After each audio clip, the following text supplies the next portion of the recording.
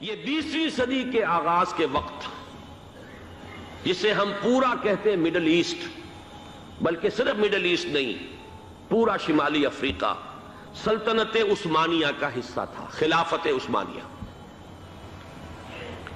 Libya, الجزائر، مصر، پورا حجاز، یمن، پورا عراق، شام، اور یہ شام ہی کے حصے ہیں در حقیقت، اردن اور لبنان، یہ شام عرب، عراق عرب، یہ پورا علاقہ خلافت عثمانیہ یہ اس کا حصہ تھا۔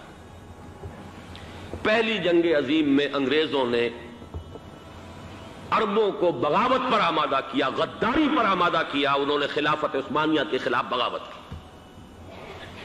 بیج بوئے ان کے دلوں کے اندر نفرت کے، ابھارا انہیں، تم ترکوں کے غلام کیوں ہو، تمہیں خود حاکم ہونا چاہیے، تم کھڑے ہو جاؤ، ہم مدد کریں گے، تم بغاوت کرو، تم ان ترکوں کے خلاف ہماری مدد کرو، ہم تمہیں آزاد کر دیں گے، تم اپنے پاؤں پر خود کھڑے ہو جانا۔ یہ بہت ہی ہمارے لیے دردناک المیہ ہے اس پہلی جنگ عظیم کا۔ کرنل لارنس جیسا شخص، برطانوی استعمار، اور اس کے نتیجے میں عربوں نے بغاوت کی۔ اور اس قدر دردناک بات آپ کو بتا رہا ہوں، میں پہلی مرتبہ جب سن 62 میں حج کے لیے گیا مدینہ منورہ میں، ابھی وہ ریل کے انجن کھڑے ہوئے تھے۔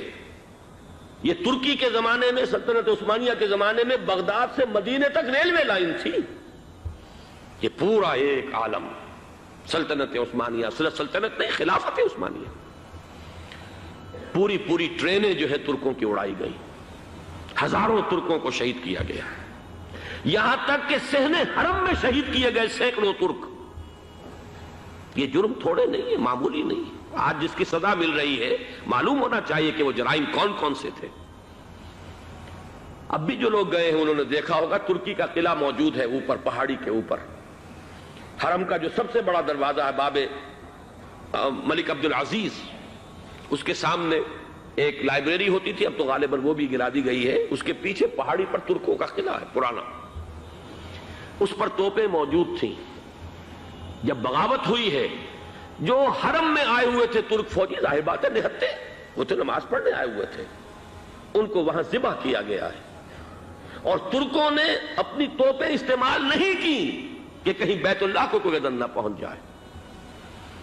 بہرحال یہ غداری ہوئی ہے پہلی جنگ عظیم کے دوران، اور نہ صرف ترکوں پہ عربوں نے کی ہے۔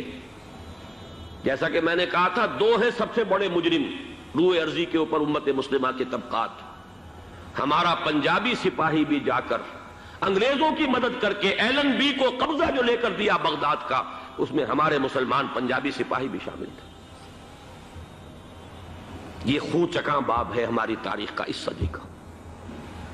لیکن اس کے بعد سلطنت عثمانیہ کے ٹکڑے ہو گئے، چیتھڑے ہو گئے۔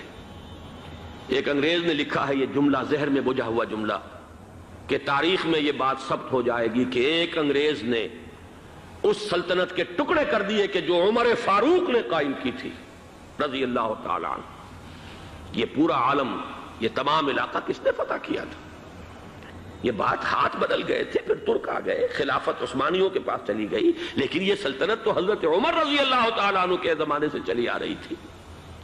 اس کو ایک انگریز کرنل نے، اور اس نے بغاوت پہ آمادہ کر کے عربوں کو اور ترکوں کے پیٹھ میں چھرا گھپوا کر ان کے ذریعے سے اور ٹکڑے کر دیے۔ لیکن جب جنگ ختم ہوئی، اب انہوں نے کہا کہ اب ہمیں آزادی دیجئے، تو اب انہیں معلوم ہوا کہ غداروں کو دنیا میں کیا ملتا ہے۔ ٹکڑے کر دیے گئے۔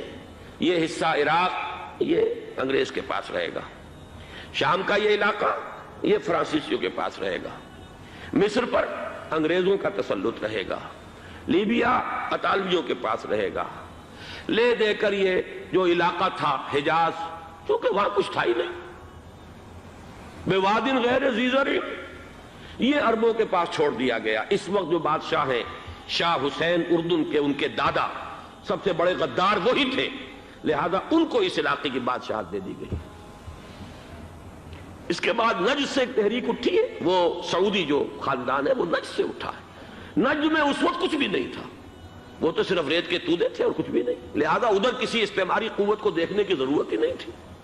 وہ تو بعد میں تیل برآمد ہوا اور اس کی حیثیت ہو گئی، اور یہ امارات کا علاقہ جو ہے اس کی دنیا میں اب گویا کہ یوں سمجھیے کہ جو سب سے زیادہ اہم علاقے ہو سکتے ہیں روئے ارضی کے نقشے پر، ان میں سے ایک وہ ہو گیا، لیکن یہ اس وقت کی بات میں کر رہا ہوں، کوئی حیثیت نہیں تھی، لہذا اس کو چھوڑ دیا گیا۔ یہ ہے تاریخی پس منظر، یہ لکیریں جو کھینچی گئی ہیں، یہ ایک ملت اسلامیہ کو جو قومیتوں میں تقسیم کیا گیا، پھر نعرے لگوائے گئے المصر للمصریین الشام للشامیین۔ اب شامی ایک علیحدہ قوم ہو چکے ہیں، مصری ایک علیحدہ قوم ہو چکے ہیں، عراقی ایک علیحدہ قوم ہو چکے ہیں۔ یہ ساری تقسیمیں استعمار کی پیدا کرنا ہے، اس کا کوئی تعلق اسلام کے ساتھ نہیں۔ دین کی بات